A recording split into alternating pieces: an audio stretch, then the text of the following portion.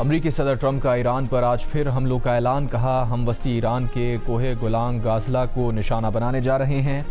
ایران مفاہمتی یادداشت ایک آزمائش تھی، ایران نے اس کی پاسداری نہیں کی۔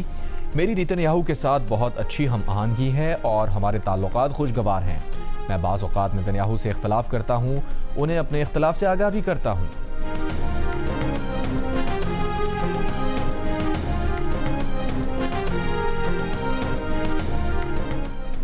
ایرانی میڈیا کے مطابق ایران نے کروز میزائلوں سے امریکی بحری جہاز کو نشانہ بنایا۔ ڈرونز کے ذریعے کویت میں امریکی فوجی تنصیبات کو نشانہ بنایا گیا۔ آبنائے ہرموز میں خلاف ورزیوں پر کئی جہازوں کو نشانہ بنایا گیا۔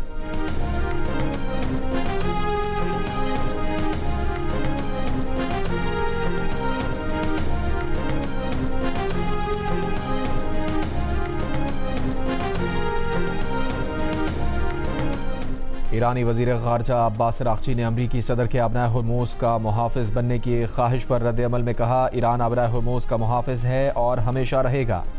کہا ٹرمپ بالکل درست کہہ رہے ہیں، جو بھی آبنائے ہرموز سے تجارتی جہازوں کو محفوظ اور پرامن گزرگاہ کی سہولت دیتا ہے اسے اس خدمت کا معاوضہ ملنا چاہیے، لیکن 20% بہت زیادہ ہے۔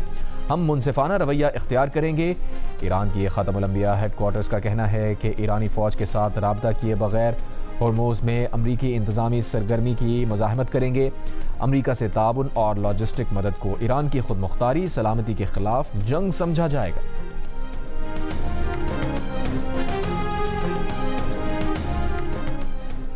امریکی صدر ٹرمپ نے آبنائے ہرموز کی دوبارہ ناکہ بندی اور آبنائے ہرموز سے گزرنے والے تمام کارگو پر 20% کی شرح سے فیس لینے کا اعلان کر دیا۔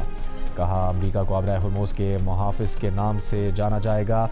ناکہ بندی صرف ایرانی جہازوں اور ان کے گاہکوں کو روکے گی۔ ایران کے علاوہ دیگر ممالک کو آبنائے ہرموز آزادانہ استعمال کی مکمل اجازت ہوگی۔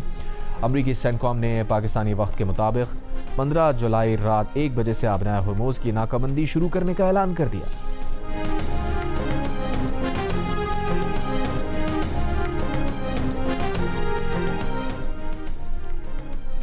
ایران نے آبنائے ہرموز کے محافظ بننے کے دعوے دار ٹرمپ کو لنزی گراہم کی قبر کا محافظ بننے کا مشورہ دے دیا۔ ایرانی پارلیمنٹ سلامتی کمیشن کے ترجمان ابراہیم رضائی نے کہا، ایران کو آبنائے ہرموز کی حفاظت کے لیے غیر ملکیوں کی کوئی ضرورت نہیں ہے۔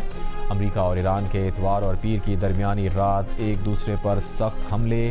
ایرانی میڈیا کے مطابق ایران پر پیر کے امریکی حملوں میں 4 افراد شہید، 7 زخمی ہوئے۔ حالیہ امریکی حملوں میں اب تک 24 ایرانی شہید ہو چکے۔ جوابی کارروائی میں ایران کے بحرین، اردن، کویت اور عمان میں امریکی اڈوں پر حملے، ڈرونز اور میزائلوں سے امریکی فوج کو اہم تنصیبات اور انفراسٹرکچر تباہ کرنے کا دعویٰ۔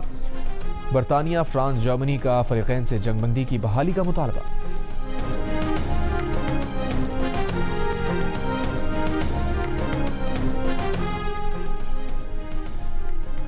وزیر داخلہ محسن نقوی کی F B I headquarters آمد۔ Director F B I Kash Patel نے کہا، ہماری شراکت داری نہایت اہم ہے، ہمیں یقین ہے کہ آئندہ بھی ہم مل کر مزید کامیابیاں حاصل کریں گے۔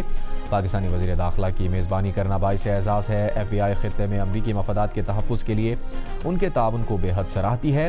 ملک کے اندر اور باہر سائبر تحقیقات کے لیے وسائل کی فراہمی اور خصوصی تربیت پر بھی گفتگو ہوئی۔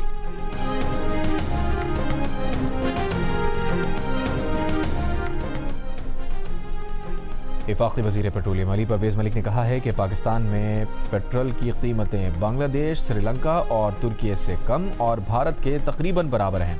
آبنائے ہرموز کی دوبارہ بندش سے عالمی توانائی منڈیوں میں غیر یقینی صورتحال پیدا ہوئی۔ پیٹرولیم پرائسنگ کمیٹی کا آئندہ اجلاس حتمی ہوگا، جس کے بعد سفارشات وزیر اعظم کو پیش کی جائیں گی۔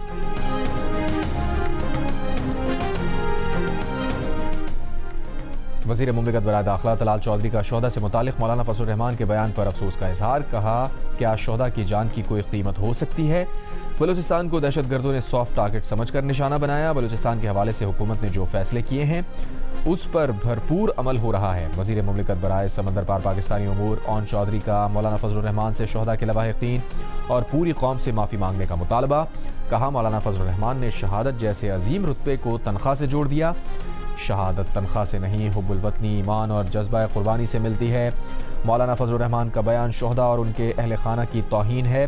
اپنے شہداء پر فخر ہے، انہی کی قربانیوں کی وجہ سے آج پوری قوم امن و سکون کی زندگی گزار رہی ہے۔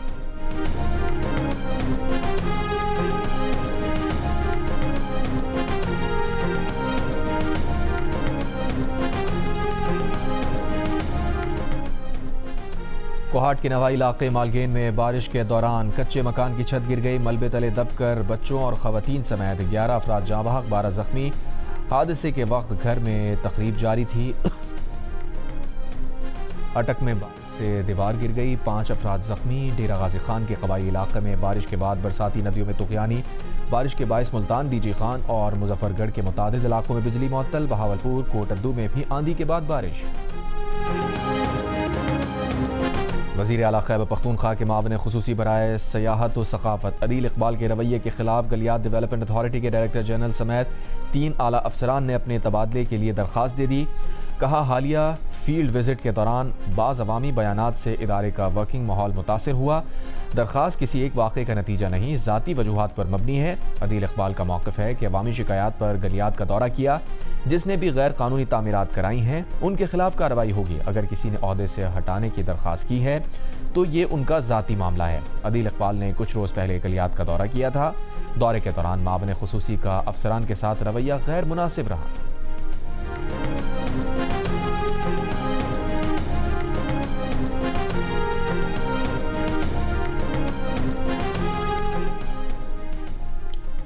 صادق آباد میں اسسٹنٹ ڈائریکٹر BISP کا خواتین پر تشدد۔ پولیس کے مطابق امدادی رقم کے لیے آنے والی خواتین کو رش کے دوران تھپڑ مارے گئے، گارڈ نے دھکے دیے۔ اسسٹنٹ ڈائریکٹر اور گارڈ کے خلاف مقدمہ درج، گارڈ گرفتار، اسسٹنٹ ڈائریکٹر فرار، تلاش جاری۔